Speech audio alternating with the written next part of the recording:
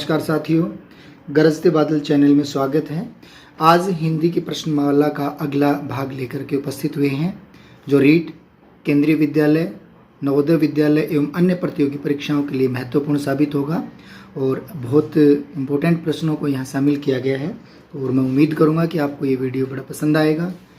आइए चलो शुरू करते हैं।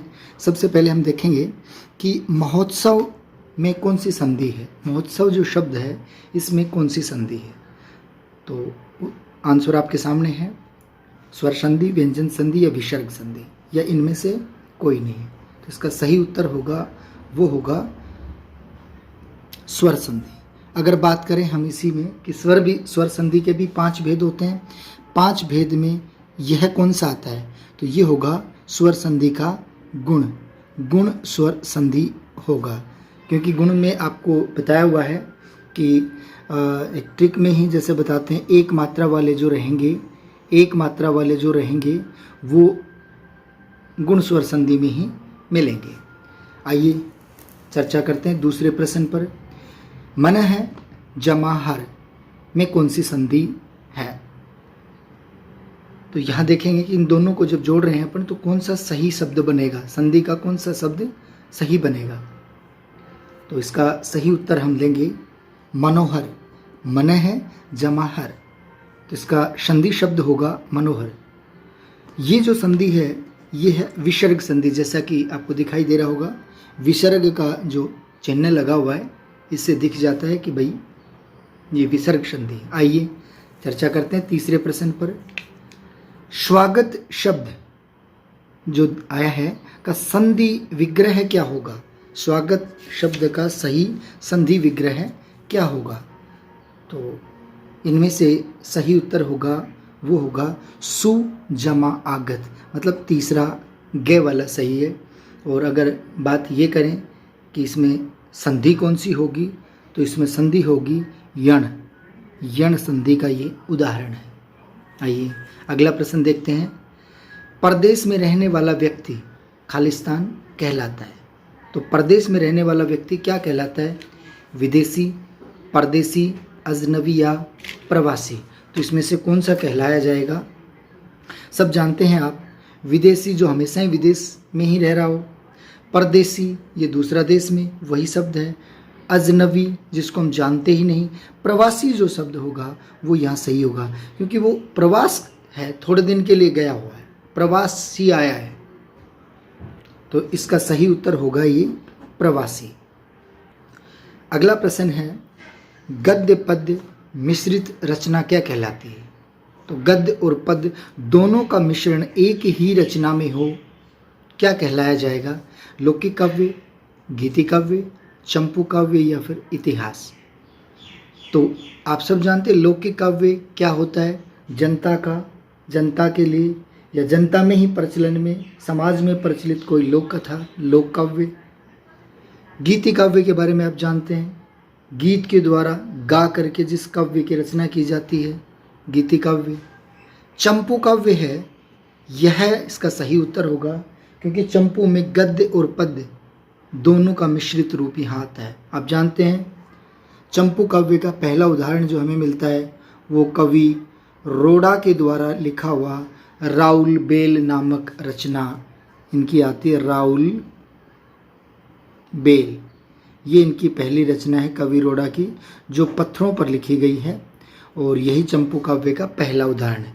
और इतिहास के बारे में आप जानते हैं, इतिहास शब्द का मतलब क्या होता है, इति जमा हास, मतलब ऐसा निश्चित रूप से हुआ वह इतिहास कहलाता है। आइए चर्चा करते हैं अगले प्रश्न पर। छोटे छोटे जीवों में भी खालिस्तान पाई जाती है। अब क्या पाई जाती है, जिजीविषा, जिज्ञासा, लालसा या फिर पिपासा। साथियों मैं बता देता हूँ, इसमें सही उत्तर रहेगा वो होगा जिजीविषा। लेकिन ध्यान रखें इस शब्द का अर्थ कई बार प्रतियोगी परीक्षाओं में पूछा जाता है कि जिजीविषा शब्द का सही अर्थ क्या है। तो इसका अर्थ होता है जीने की इच्छा, जीने की इच्छा। तो इसका सही उत्तर होगा जिजीविषा। अगला प्रश्न है, प्रिय बंधु यह खालिस्तान तुम्हें ले डूबेगी। अब क्या ले डूबेगी, विसंगति, असंगति, कुसंगति या सत्संगति। तो इसमें से सही उत्तर होगा हमारा वो होगा कुसंगति। जो कुसंगति है वो हमें ले डूबेगी। साथियों, आप जानते हैं आप सभी रीट को लेकर के बड़े उत्सुक हैं कि इसकी परीक्षा कब होगी, कब क्या इसका चल रहा है। आए दिन यूट्यूब पर नए नए वीडियो आ रहे हैं। कोई सितंबर एग्ज़ाम बता रहा है, कोई दिसंबर एग्ज़ाम बता रहा है, कोई कहीं बता रहा है। तो कुछ तो हम वैसे ही पजल्ड से हुए हुए हैं, लेकिन फिर भी मैं बता दूं कि पजल्ड होने की कोई आवश्यकता नहीं है। ये गवर्नमेंट का काम है, वो कब करवाती है, कैसे करवाती है, हमारा काम है पढ़ना। तो इन वीडियोज़ पर कोई विशेष ध्यान न दे करके आप अपनी तैयारी पर विशेष ध्यान रखें। और मैं उम्मीद करता हूँ कि अब आप केवल अपनी पढ़ाई पर ध्यान लगाएंगे, क्योंकि अभी ज़्यादा समय नहीं लगेगा। सरकार को जैसे ही मौका मिलेगा तो सबसे पहले रीट की ही एग्ज़ाम करवाएंगे, ये तय है। चलिए आइए अगले प्रश्न पर चर्चा करते हैं। निम्न में से शुद्ध शब्द को छांटिए। शुद्ध शब्द क्या है? तो देखिएगा इसमें लिखे हुए हैं आपके सामने, सन्यासी, सन्यासी, सन्यासी और सन्यासी। इसमें सही और शुद्ध कौन सा होगा? साथियों बता दो, सबसे ज़्यादा जो प्रचलन में है, सबसे ज़्यादा प्रचलन में है, सबसे ज़्यादा जो सही मानते हैं वो ये है। लेकिन अगर प्रश्न की दृष्टि से, शुद्धता की दृष्टि से बात करें तो ये रहेगा सन्यासी, सन्यासी। और ये है, ये लोक प्रचलन में ज़्यादातर इसी को लोग सही मानते हैं, बाकी सही नहीं है। सन्यासी शुद्ध इस तरीके से लिखा जाएगा। चलिए आइए अगले प्रश्न पर चर्चा करते हैं। साथियों माफ़ी चाहेंगे, ये वाला रहेगा तो सन्यासी ये सही रहेगा। मैं दोबारा यहाँ लिख देता हूँ, सन्यासी ये शुद्ध रूप माना जाता है ये। तो इसका सही उत्तर रहेगा वो घ रहेगा। अगला प्रश्न है, निम्न शब्दों में शुद्ध वर्तनी वाले शब्द को छांटिए। मानी शुद्ध वर्तनी कौन सी, सही शुद्ध शब्द कौन सा लिखा हुआ है? तो इसका सही उत्तर होगा वो होगा कै। ध्यान रखें, उत्तरोत्तर ये तय है, ये भी दो हैं, ध्यान रखें, आधा पूरा। और उसके बाद में उत्तरो फिर डबल तय है, यहाँ दो तय हैं, आधा और पूरा। ये सही होगा, शुद्ध रहेगा। ज़्यादातर देखा भी यहाँ ये जाता है कि इसको ही शुद्ध मानते हैं, तो ये अशुद्ध शब्द है। ध्यान ये रखें, उत्तरोत्तर में ये शब्द शुद्ध होगा। आगे चर्चा करते हैं, शुद्ध शब्द को छांटिए। तो इनमें से कौन सा शुद्ध शब्द रहेगा? तो इसका शुद्ध शब्द रहेगा उज्ज्वल। ये अब आप अखबार पढ़ते हैं, न्यूज़पेपर पढ़ते हैं या और भी कहीं देखते हैं, तो ज़्यादातर आपको शुद्ध शब्द के रूप में कह दें या प्रचलन में कह दें वो ये मिलता है। जबकि व्याकरणिक दृष्टि से ये शुद्ध नहीं है। व्याकरणिक दृष्टि से शुद्ध जो होगा वो दोनों ही जय आधे होंगे, वही शुद्ध माना जाएगा, सही माना जाएगा। तो ध्यान रखें, ये अशुद्ध है, ये शुद्ध है। चलिए अगला प्रश्न है, शुद्ध शब्द छांटिए। इसमें से शुद्ध शब्द कौन सा होगा? प्रज्वलन, प्रज्वलन, प्रज्वलन, और इनमें से कोई नहीं। तो इसका सही उत्तर होगा वो होगा गह। और इसको भी मैं बता देता हूँ, लोक प्रचलन में ये है और व्याकरणिक दृष्टि से शुद्ध ये है।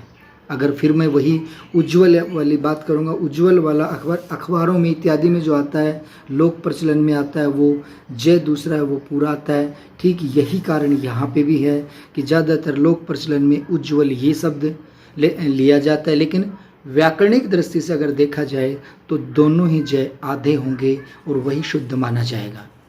अगला प्रश्न है, पुष्प शब्द निम्न में से है। अब पुष्प शब्द कैसा है? तत्सम है, तद्भव है, देशज है या फिर विदेशी है? साथियों एक बार मैं यहाँ इसकी चर्चा कर देता हूँ। तत्सम शब्द क्या होते हैं? संस्कृत के शब्द हिंदी ने ज्यों के त्यों अपना लिए हों, तत्सम कहलाए। तद्भव शब्द क्या है? संस्कृत के शब्द हिंदी ने अपने अनुरूप बना लिए हों, अपने अनुसार बना लिए हों, तद्भव। देशज शब्द हैं, इनको लौकिक शब्द भी कहते हैं, लौकिक शब्द भी कहते हैं। आंचलिक शब्द भी कहा जाता है इन्हीं को। तो आंचलिक शब्द ग्रामीण शब्द हैं, इनको ग्रामीण शब्द भी कहते हैं। विदेशी आप जानते हैं, दूसरी भाषा के शब्द, और इनको विदेशी को परकीया भी कहा जाता है, परकीया ये शब्द भी इनको कहा जाता है। अब हमसे चर्चा कर रहा है पुष्प शब्द कैसा है? तो पुष्प शब्द है वो कैसा है? तत्सम। इसका सही उत्तर होगा क। अगला प्रश्न है प्रत्येक शब्द में कौन सा उपसर्ग है। प्रत्येक जो शब्द है इसमें कौन सा है वो उपसर्ग है। शब्द में कौन उपसर्ग क्या है। तो उपसर्ग प्रति, प्र, प्रति, प्रत्यय या प्रत्यय कौन सा होगा। तो इसमें सही जो उत्तर होगा वो ये होगा, उपसर्ग इसमें प्रति होगा। और अगर बात ये करें कि प्रत्येक शब्द में समास कौन सा होगा, तो समास होगा अव्ययी भाव। समास कौन सा होगा, अव्ययी भाव। चलिए आगे चर्चा करते हैं अगले प्रश्न पर। चाय में कुछ पड़ा है। चाय में कुछ पड़ा है वाक्य में कुछ व्याकरण की दृष्टि से क्या है। कुछ व्याकरण की दृष्टि से क्या है। ये जो शब्द आया है कुछ, इसमें ये व्याकरण की दृष्टि से क्या है। माने संज्ञा है, विशेषण है, कारक है या फिर सर्वनाम, इसमें क्या है। तो ये होगा सर्वनाम। सर्वनाम की भी अगर चर्चा करें, कुछ पड़ा है तो अनिश्चयवाचक सर्वनाम होगा। आइए अगले और अंतिम प्रश्न पर चर्चा करते हैं। निम्न में से कौन सा वर्ण उत्क्षिप्त वर्ण की श्रेणी में आएगा। तो उत्क्षिप्त वर्ण की श्रेणी में कौन सा आएगा। देखिएगा ट या अण या री या अड़। तो इसका सही उत्तर होगा वो होगा अड़। मैं बता देना चाहूँगा अड़ और ढ ये दोनों ही वर्ण कौन से माने जाते हैं, उत्क्षिप्त वर्ण माने जाते हैं। साथियों हिंदी को लेकर के ये एक प्रश्नोत्तरी थी 15 प्रश्नों की, और ये रीट तथा अन्य प्रतियोगी परीक्षाओं के लिए महत्वपूर्ण साबित होगी। धन्यवाद, नमस्कार।